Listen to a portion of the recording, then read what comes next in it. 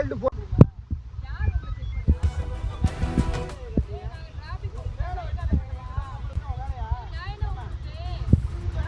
Sir.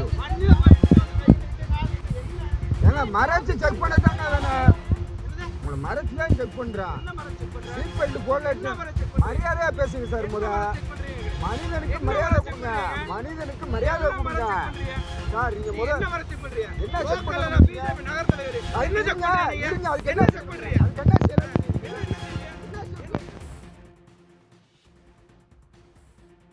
உதவி ஆய்வாளரை மிரட்டிய பாஜக நிர்வாகியின் மனு தள்ளுபடி செய்யப்பட்டிருக்கிறது. அண்மை செய்தியாக பார்த்து வருகிறோம். பாஜக நிர்வாகியை கைது செய்ததில் எந்த விதிமீறலும் இல்லை என்று நீதிபதிகள் தெரிவித்திருக்கிறார்கள்.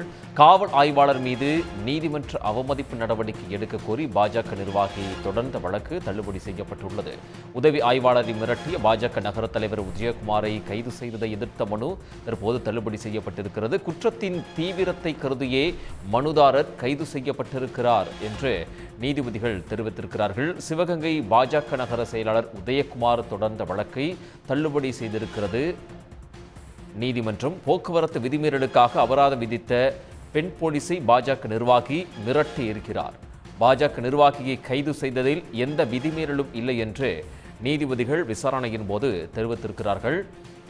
உதவி ஆய்வாளர் மீது நீதிமன்ற அவமதிப்பு நடவடிக்கை எடுக்க கோரி பாஜக நிர்வாகியை தொடர்ந்த வழக்கினை நீதிபதிகள் தள்ளுபடி செய்திருக்கிறார்கள். உதவி ஆய்வாளரை மிரட்டிய பாஜக நகர தலைவர் உதயகுமாரை கைது செய்ததை எதிர்த்த மனு தள்ளுபடி செய்யப்பட்டிருக்கிறது. குற்றத்தின் தீவிரத்தை கருதியே மனுதாரர் கைது செய்யப்பட்டிருக்கிறார் என்று நீதிபதிகள் விசாரணையின் போது தெரிவித்திருக்கிறார்கள். மேலும் விவரங்களை வழங்குவதற்காக செய்தியாளர் ரஃபீக் ராஜா இணைகிறார்.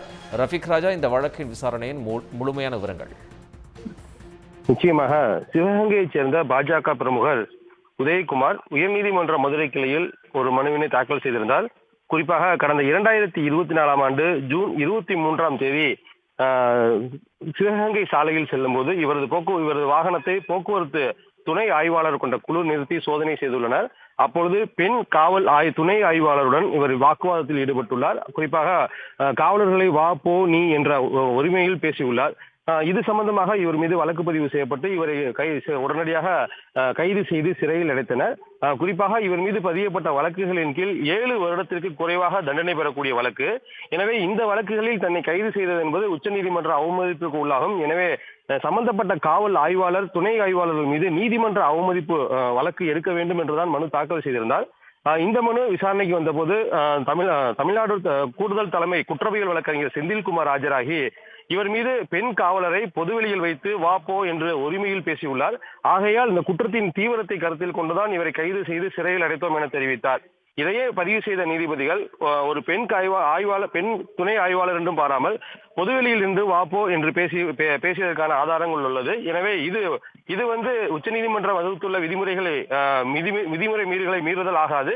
குறிப்பாக இது உச்சநீதிமன்றத்தினுடைய தீர்ப்புக்கு கண்டனம் அவமதிப்பு ஆகாது என கோரி ஒரு வழக்கை தள்ளுபடி செய்து தற்போது உத்தரவு பிறப்பித்துள்ளனர். உடனுக்குடன் செய்திகளை தெரிந்து கொள்ள சன் நியூஸ் பெல் ஐகானை கிளிக் பண்ணுங்க.